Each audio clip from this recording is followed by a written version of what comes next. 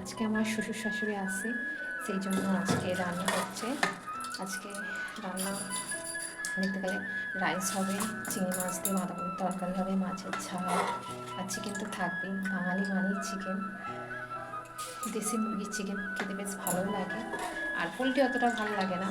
যাই হোক, আর এদিকে মা আমাকে হাতে হাতে জোগাড় করে দিচ্ছে। মা আর আমি দুজন মিলে আজকে রান্না করব, দেখাই যাক কতদূর করতে পারি। এই এখন রান্না করছি। আমি সকালবেলা আগে ঘুগনিটা করে নিয়েছিলাম, যেহেতু টিফিন করব বাবা আমরা সবাই মিলে।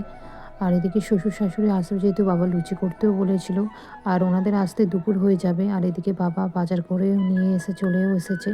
আর দেখতেই পাচ্ছ, আর এদিকে মা চালটা ভিজিয়ে রেখেছিল। আমি ভাবলাম চালটা এবার দিয়ে দিই, জলটা যেহেতু ফুটে গেছে। আর জলের মধ্যে এলাচ, দারুচিনি, একটু তেল সব কিছু দিয়ে দিয়েছি, লবণ। তারপর এদিকে চালটা আমি তুলে দিচ্ছি। আর চালটাও মানে 1.5 কিলোর মতো নিয়ে নিয়েছি ভুল করে। মাকে বললাম তার আগে যে চালটা একটু তুলে রাখো, মা তার আগেই জল ঢেলে দিয়েছে। আর তো কিছু করার নেই। তারপর এদিকে প্রচুর পরিমাণেই রাইসটা হয়ে যাবে, কী আর করবো। তারপর এদিকে মা চিকেন ফিকেন সব ধুয়ে দিয়েছে।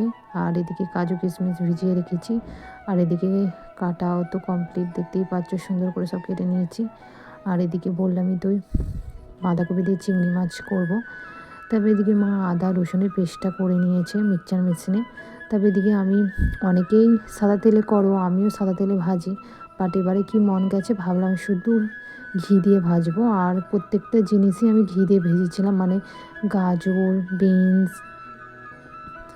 তারপর এদিকে সব কিছু ভাজার পর তারপর এদিকে শেষে আমি কাজু আর কিশমিশটা ভেজে নিচ্ছি।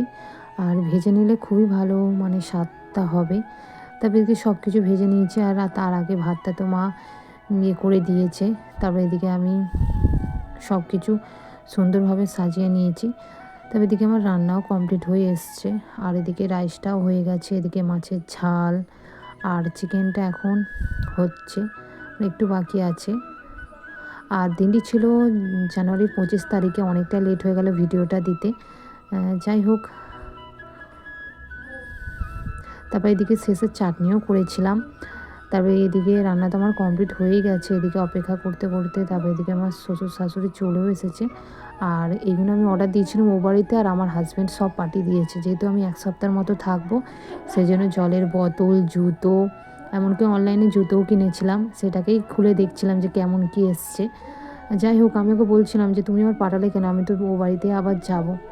ও বলে তুমি যে কদিন আছে সে কদিন ইউজ করো, নয় আবার নিয়ে চলে আসবে। যাই হোক, তবে এদিকে আমি খেতেও বসে গেছি। বাবা এখনও বাগানে গেছে শ্বশুরকে নিয়ে ঘুরতে, সেজন্য অনেকটা লেট হয়। ভাবলাম আমি একটু খেয়ে নিই, যেহেতু অনেকটা বেলা হয়ে গিয়েছে। আর তোমাদের ভিডিওটা কেমন লাগলো অবশ্যই জানাবে। নেক্সট ভিডিওতে আবার দেখা হবে।